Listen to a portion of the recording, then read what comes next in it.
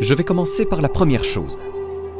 L'une des premières leçons que j'aurais aimé apprendre à 20 ans, c'est qu'on ne peut pas jouer avec des gens toxiques et mener une vie de classe mondiale en même temps. Il est facile pour des personnes fondamentalement bonnes de souffrir d'un manque de créativité et de productivité lorsqu'elles sont entourées de vampires d'énergie, de voleurs de rêves et de négativistes. Ce que j'ai appris avec le temps, c'est simplement ceci. L'une des méthodes les plus puissantes pour mener une vie d'une rare élévation, que ce soit en termes de productivité, de performance ou en termes de prospérité, de bonheur et de paix intérieure, consiste à éloigner les personnes qui volent votre joie. Je vais le répéter encore une fois parce que je pense que c'est crucial. Éloignez les personnes qui vous volent votre joie. Dans le club des 5 heures du matin, il y a un modèle qui a été absolument révolutionnaire pour les gens du monde entier et qui s'appelle la joie comme GPS.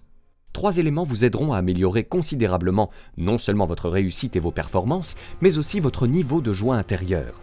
L'un de ces 3 éléments que j'enseigne dans le livre concerne les personnes qui vous volent votre joie. Autrement dit, vous pourriez dresser une liste dans votre journal plus tard dans la journée ou juste après cet épisode. Écrivez dans la première colonne à gauche « Qui, dans ma vie, vole ou diminue ma joie ?» et dans la colonne de droite « Qui sont les personnes qui, dans ma vie, augmentent ma joie ?» Ayez la sagesse et le courage de commencer à vous distancer, voire à éliminer les personnes de votre vie qui vous tirent vers le bas. Je reçois souvent cette question. Et si c'était ma mère?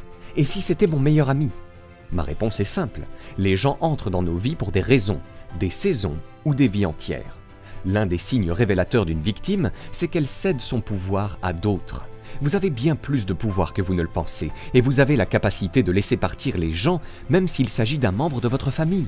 On pourrait appeler cela une association sélective. Au lieu de leur parler tous les jours, parlez-leur une fois par semaine, ou voyez-les une fois par mois, ou alors peut-être plus du tout.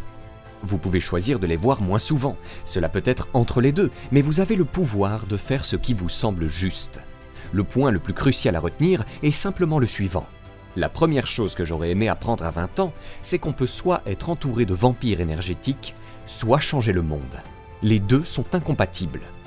La deuxième chose que j'aurais aimé apprendre à 20 ans, c'est que tout ce qui vous arrive contribue à votre croissance.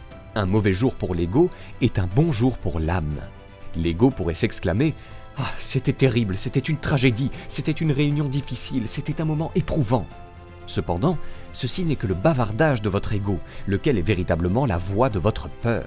Il est essentiel de devenir davantage conscient, non de votre ego, mais de votre moi supérieur, de votre génie intérieur, du héros latent qui se trouve en vous, dissimulé sous les couches de peur, de doute et d'incrédulité.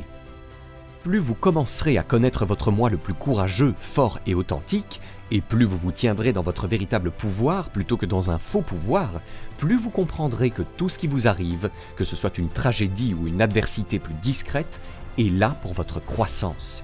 En conséquence, tout est bénéfique. Ne soyez pas un collectionneur de ressentiments. Tant de gens accumulent ressentiments et rancœur, et ce n'est pas une pratique saine.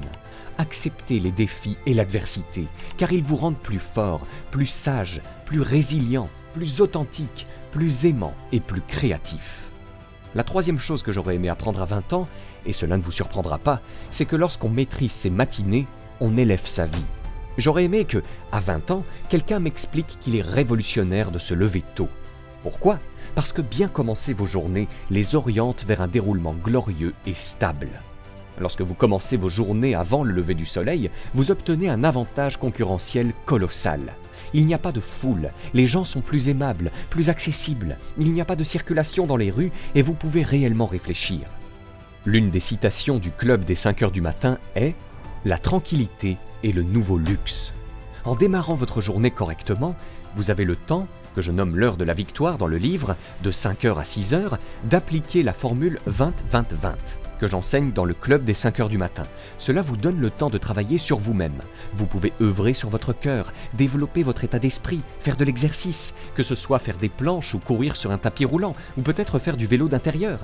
Vous pouvez travailler sur votre cœur. Vous avez le temps, en vous levant tôt, de travailler sur votre âme, de vous connecter à votre cause et à votre mission, d'identifier vos valeurs et de vous construire en tant que héros et guerrier courageux. La troisième chose que j'aurais aimé apprendre quand j'avais 20 ans, c'est l'importance de s'habituer à se lever avant le soleil tout au long de sa vie. Il y a 2 mois, alors que j'étais en Inde pour une tournée de promotion de mon livre, de nombreuses personnes sont venues me voir pour me dire « Robin, c'est notre philosophie. Voilà pourquoi les grands sages, mystiques, poètes et penseurs se levaient avant le soleil. C'est aussi pourquoi le Mahatma Gandhi se levait avant le soleil. » Il règne dans l'air un incroyable sentiment de paix avant le lever du soleil. Il y a une magie dans ces instants précédant l'aurore. On m'a dit, en Inde, durant la tournée de mon livre, que c'est pour cette raison que les gens méditent à 5 heures du matin. L'esprit, après s'être reposé durant la nuit, est alors plus pur et davantage disponible pour un nouvel apprentissage et une croissance renouvelée. À 5 heures du matin, le cœur est plus ouvert, permettant un travail en profondeur pour libérer les émotions toxiques enfouies et optimiser gratitude, joie et majesté intérieure. J'aurais aimé connaître cela à 20 ans. Cela dit, j'ai fini par l'apprendre vers la fin de la vingtaine, ce qui fait que je n'ai pas manqué grand-chose. Cependant, je vais partager quelque chose avec vous. Rejoindre le club des 5 heures du matin, se lever avant le soleil et appliquer la formule 20-20-20 est véritablement transformateur. Cela me conduit à la 4e chose que j'aurais aimé savoir à 20 ans. Il existe une différence entre être occupé et être véritablement productif. Ne confondez pas l'activité avec l'accomplissement. En réalité, les milliardaires que je coach et les titans de l'industrie que je conseille ont tous un point commun. Ils ne travaillent pas dur. Ils sont davantage intéressés par le travail de qualité que par le travail acharné. Nous vivons dans un monde où beaucoup de gens sont constamment occupés. Ils assistent à trop de réunions, sont disponibles pour chaque appel, vérifient constamment leurs appareils technologiques et ne s'accordent jamais un moment pour eux-mêmes. Ils sont les maîtres du oui et les esclaves du non. Leur vie devient alors très compliquée. Cependant, les véritables superstars avec lesquels j'ai travaillé s'intéressent moins à la complexité et se consacrent davantage à la simplicité. Dans leur vie professionnelle, ils accomplissent quelques tâches avec une efficacité remarquable. Ils montent une équipe incroyable, ils structurent un mode de vie idéal qui leur laisse du temps pour faire du VTT, s'occuper de leur famille, lire, aller au musée et toutes ces autres activités qui les rendent plus créatifs et productifs dans les affaires. La 4e chose que j'ai apprise et que j'aurais aimé savoir à 20 ans est de ne pas confondre être occupé avec être productif. Je vous encourage à être un spécialiste plutôt qu'un généraliste. La 5e chose que j'aurais aimé savoir à l'âge de 20 ans est la suivante. Ce que font les autres n'a pas d'importance. Ce qui compte vraiment, c'est ce que vous devenez et le chemin que vous empruntez. Je comprends que beaucoup d'entre nous adoptent une mentalité de troupeau. Je comprends que dans notre monde, particulièrement avec les médias sociaux, nous sommes souvent en proie à l'addiction de la comparaison. Cela me rappelle ce que Theodore Roosevelt a dit un jour. La comparaison est le voleur de la joie. Je vais le répéter parce que c'est une idée précieuse.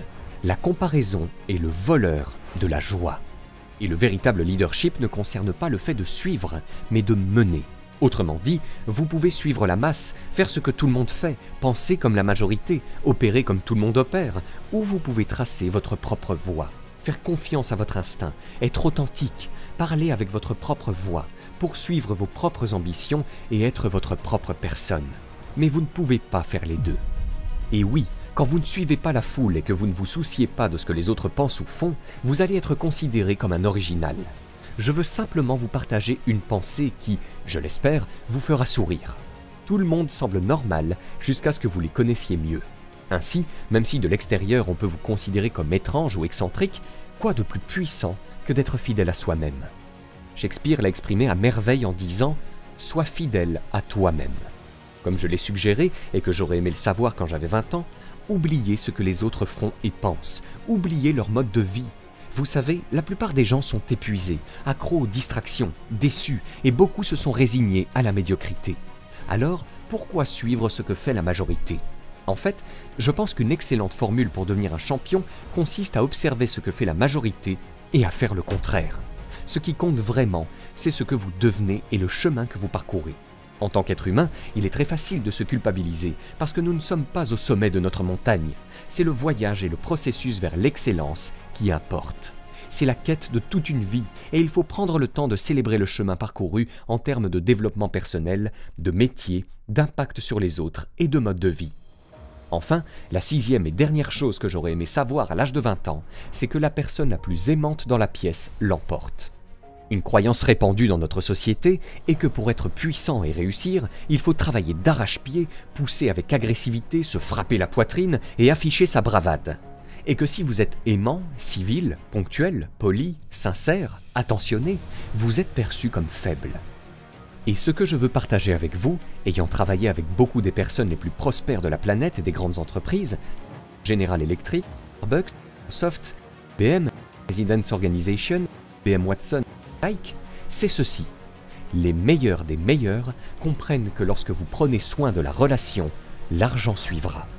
Les meilleurs comprennent que le cœur des affaires réside dans l'établissement de véritables liens avec d'autres êtres humains.